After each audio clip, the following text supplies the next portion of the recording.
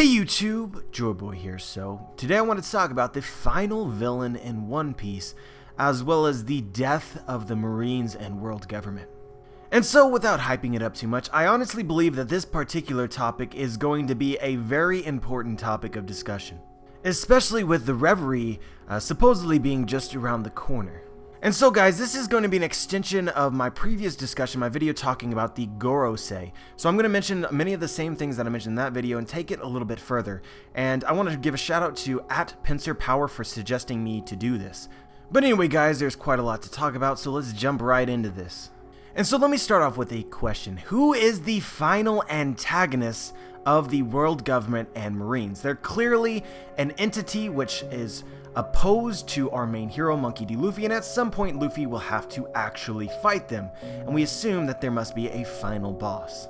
And so I would suppose that the two most popular ideas are, one, Akainu, the current fleet admiral of the Marines, possessing the magma fruit, who has very clearly earned the ire of the Straw Hats and most definitely must be a major enemy at some point in time. Ace's death will not be forgiven. At least not with a major whooping first. And the other idea is the Gorosei, the 5 Elder Stars, the leaders of the world government. And so while these are the two most popular ideas, I think that there's one idea that isn't talked about enough, which is that perhaps there is a third entity which could vie for the title of final antagonist of the world government and Marines, and this would be the Celestial Dragons themselves. I'll explain this more in depth so that it makes more sense to some of you out there, but before we get into that, I do want to mention as well that there's also the additional idea that we have not currently met the final antagonist of the Marines and world government. And I honestly wouldn't be surprised if something like this is the case. Like if you look towards a similar manga in Naruto, and you follow Naruto all the way to the end, you'll know that the final villain was not who we expected it to be. It literally kind of came out of left field. And while many people were disappointed with what was perceived as an ass pull in Naruto, something similar could happen in One Piece, and I'm not going to comment on whether or not I would enjoy that or not. It all depends on how it's set up, but it's definitely a possibility. But anyway, let's stick to things that we actually know. And so I think of the people that we know of right now, the most popular idea for the final antagonist of the world government and Marines is the Gorosei. And so I think the main reason people speculate that is they're the actual leaders of the world government. They also seem incredibly battle-tested and strong. In addition to this, there's several popular theories surrounding the Gorosei which suggest that they may be immortal, have been alive since the Void Century, and thus add on to their perceived supremacy over any other entity that could be the final villain. But I want to draw back the reins a little bit on the talk on the Gorosei. This is something that I said in my original Gorosei video, but I'm going to say again here. While it's commonly accepted, the theory is that the Gorosei are immortal, I highly disagree with the theory as of now. I used to believe it very strongly, however, new information that was revealed around chapter 800 changed my thoughts. But let's first talk about the theory. The reason why this theory came into existence more than any other reason is we've seen the Gorosei on 2 separate timelines. We've seen them in the current storyline, as well we have seen them in the flashback of Ohara when Ohara was destroyed. And the composition of the Gorosei, the members are exactly the same, and many people think that they look the same, as though that they haven't even aged. And it's even more interesting when considering the youngest member of the Gorosei in the current storyline, the blonde Gorosei. He is still a Gorosei 20 years in the past in Ohara. And given his current age, which seems to be about 50, that would put him at around age 30 in the time of Ohara's flashback. And by age 30, he had already attained the rank of Gorosei, which is curious at the very least. And so I've seen people argue both sides of the coin. One, that the Gorosei's membership and appearance haven't changed, therefore they must be immortal. And on the other hand, people saying, well, no, their appearance does look like they actually changed. Specifically, the blonde Gorosei looks quite a bit different than he currently does, so they have aged, just the membership hasn't changed. And so despite the differences in opinion, it does seem as though it's really up to your own interpretation, but I don't really care for this argument either way, because I found a different reason to not believe in the Gorosei being immortal. And this reason, put simply, is that they are not the almighty, all-powerful rulers of the world government. They do not have total power. We saw this in chapter 793, where we see a conversation between the Gorosei and Akainu, specifically discussing the intervention of CP0 in Dressrosa. Akainu says this: "Right then, let's start with Doflamingo's supposed abdication from the throne and the false information surrounding that incident. So am I to believe that it was a direct order from people above all of you?" And then the Gorosei, the matter in question was entrusted entirely to Cypherpole. And Akainu says this: "Cypherpole, eh? So long story short, they went straight over your heads altogether, didn't they? Got passed up, did ya, by the puppets of the Tenryubito?" And the Gorosei were definitely not happy about what Akainu said. And so what this scene did for me is it clarified something that was not previously clarified. Before, I thought that perhaps the Gorosei were actually celestial dragons or Tenryubito, perhaps the best of the best, having been chosen as the elders to lead the celestial dragons. However, the scene pretty much confirms that to be false. The Gorosei are not celestial dragons. The celestial dragons actually are the leaders of the world government, and when they so deem, they can go straight over the Gorosei's head to accomplish anything that they want to. And so in this case, Doflamingo had them by the balls because of things that he knows, such as the national treasure of MavisHdz, which he would announce to the world if they didn't cooperate with him. So with this situation being set up, Doflamingo asked for them to alter the news, to which they obliged, whether willingly or not. And so we can assume, based on what we know, that they probably didn't tell anyone about this because they don't want anyone else to know that Doflamingo knows about the national treasure and is essentially holding it over their heads. But anyway, if the Gorosei are not celestial dragons, and the celestial dragons have power over them to do whatever it is that they will, then it's pretty clear that the Gorosei probably are not immortal. I have little doubt that the celestial dragons would not want anyone else aside from their own group to be immortal if that technology or ability was obtainable. It would just create an awkward power struggle sort of situation that I don't really see taking place, and given that the celestial dragons view themselves as greater than normal humans, I doubt that they would share with the Gorosei or allow a group of 5 people to rule the world government for the entirety of its existence since the Void Century. And so if I've convinced you that the Gorosei are not immortal and you take away their immortality, it takes away a lot that substantiates them being the final villains. And in addition to this, this also creates a greater image for the celestial dragons. So far, we have not seen many celestial dragons, but of the ones that we've seen, they've been more than inept and just retarded, straight up. However, it seems as though there's certain celestial dragons that are capable of acting when the situation arises, which perhaps suggests that there may be certain celestial dragons, leaders and elders within the celestial dragons in MavisHdz, who are actually intelligent and possibly overpowered.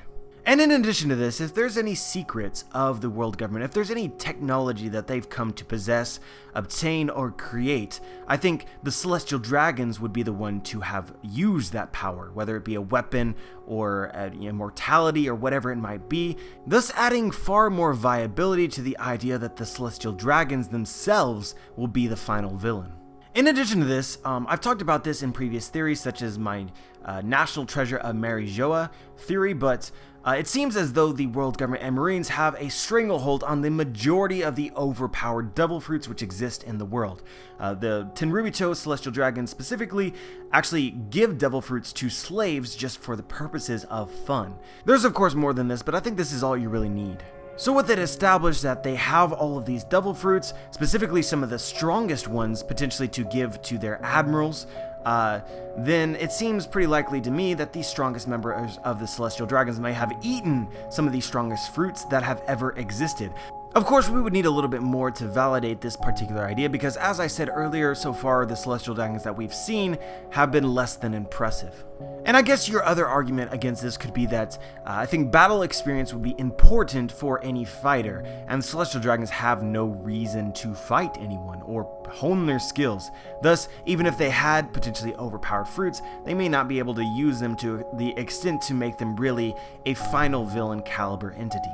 That is, unless immortality is actually a real thing in One Piece, that the world government does have the potential or the ability to grant, and if this were to be the case, then you could potentially see actual people from the Void Century, Celestial Dragons, people who actually fought during the 100 Years' War with overpowered Devil Fruits, who would have plenty of battle experience, and potentially more crazy tech and or weapons to use as well. But anyway guys, everything that I've discussed up until now has been very consistently linear, as in there would be no changes in the power structure of the Marines. But I think, arguing this in a linear way, although it may make the most sense currently, are probably not likely to be accurate. If any group gets an absolutely crazy shakeup, my money would be on the world government. And so let me craft a theory around this general concept. This is probably not likely to be right, but I think is very interesting, and definitely certain aspects of it are 100% worthy of discussing. So let's add in a little bit of Japan's actual history.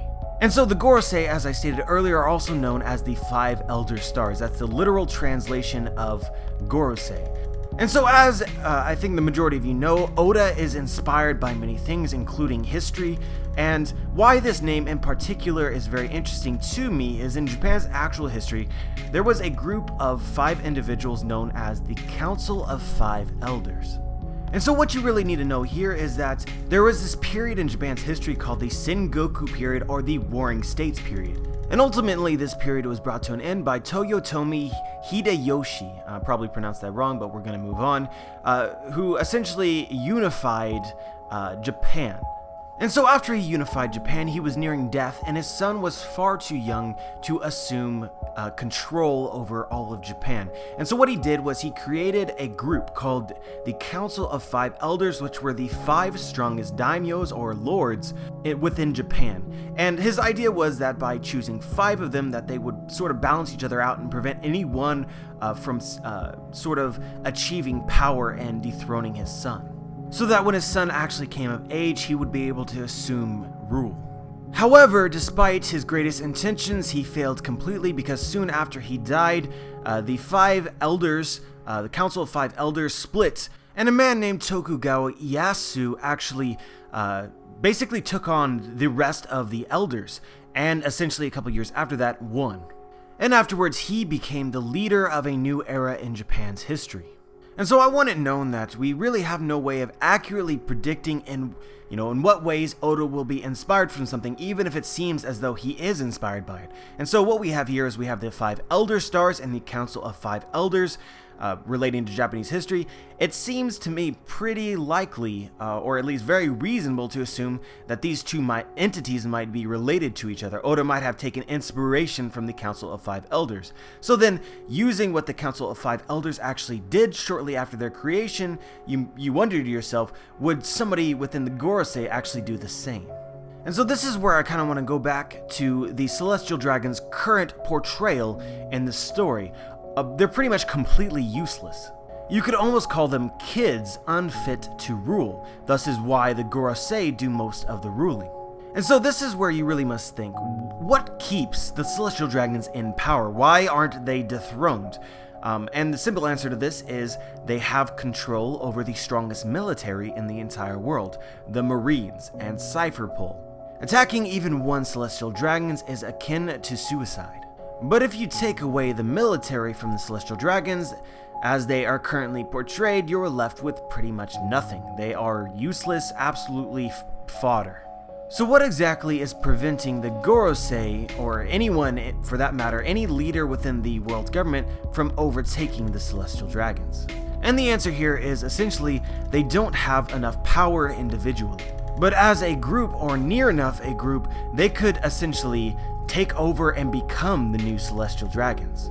Or to keep this in line with actual Japanese history, they could dethrone the Celestial Dragons but keep them as figureheads, which essentially happened to the Emperor of Japan and his family, while essentially ruling the world as a shogunate, or basically military rule. Or as they are today, they could be a republic with a constitutional monarchy where the monarch or emperor has very little power. And so one may suggest that this is a possibility. Like, what from the story, Joy Boy, actually gives you any impression that this is possible? And it actually goes back to the same panel from chapter 793, where essentially both Akainu and the Gorosei, or more so Akainu, express their dissatisfaction with the choices of the celestial dragons. And I think, honestly, from what little we've seen of the Gorosei, more can be substantiated from this, which is, it seems as though the Gorosei are actively trying to achieve some measure of peace. And if the Gorosei are not immortal and there were previous Gorosei before them, then their predecessors were trying to do the same. Like, for instance, peace between the non-human tribes of One Piece and humans, which is that 300 years ago, they abolished slavery. And even today, they hope to further heal the wounds by making Jinbei a Shishibukai, and when Jinbei left, they seemed saddened. Or perhaps a better word here would be disappointed. And so what's really interesting about this is that despite, again, their best intentions, they were ultimately thwarted by the Celestial Dragons. They were allowed to eliminate slavery, with one exception. They are unable to tell the Celestial Dragons what to do. So slavery still persists in Marijoa and Shabondi. And so because of this, the slave trade still exists, continuing the divide between non-human groups which are targeted for slavery and humans. So basically what I'm saying here is that if anyone within the government actually wanted to fix things between all the various races, they cannot do so while the Celestial Dragons exist and have power. But it actually goes even further than this, because we can see in a territory north that is outside of the world government's control, a lot of people who have been adversely affected by the Celestial Dragons have moved up there, and when Don Quixote Doflamingo's father, Homing, actually went up there when he sort of renounced his title as being a Celestial Dragon, he encountered the wrath of not just other races, but humans themselves, because of the actions of the Celestial Dragons. So these Celestial Dragons, put simply, are an obstacle to peace. And if the leaders of the world government, such as the Gorosei, actually want to attain this, here we would have a motive for why they would want to overthrow the Celestial Dragons. But of course, they couldn't actually achieve anything without the assistance of the military, or the Marines.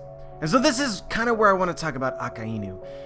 If there's anything that can be said about him, we can be sure that he is a ballsy dude. He's willing to do what it takes in order to quote-unquote eliminate evil. And eliminating evil most usually represents breaking the law. But he's taken it to a more general meaning of making the Marines look bad at times as well. He shows this off when he kills those who were running from the battle in Marineford, and coincidentally, a group of people that just made the Marines look bad are in fact the Celestial Dragons. And so you gotta know that the Marines are very keenly aware of just how fucked up these Celestial Dragons are. And it seems like they have historically just accepted it and moved on. But I wonder if Akainu is capable of doing the same. It's really hard to be sure what exactly Akainu would do, because he has not yet achieved the power necessary in order to do anything. As an admiral, one of three, he did not have enough military power. Even now as a fleet admiral, it's questionable of whether he could unite the entire Marines against the Celestial Dragons, because there's still a man who presides over him within the Marines, and that would be Kong, who is the commander-in-chief. But if Akainu were to achieve the rank that Kong currently has, his actions after that point in time are definitely questionable. Would he believe that the Celestial Dragons are enough of a stain on what is the image of the world government and the Marines that he would decide to eliminate them? And if he does decide to take this kind of action, would he do it alone, or would he do it with the help of the Gorosei, or specifically maybe one member of the Gorosei? And so these are obviously just questions without answers, just situations to think about, ponder over, and it may have some validity, it may not. But I definitely think it was worthy of discussing. There's certain things that Oda has laid into the plot to create this kind of possibility, I think. There certainly seems to be some measure of unrest within the world government. But anyway, guys, that's all I really wanted to talk about today. Let me know what you think. Let me know if you agree or disagree and why. Share your thoughts. Like the video if you like the video, dislike the video if you dislike the video, subscribe if you want to be notified for my future content. And as always, guys, have a wonderful day.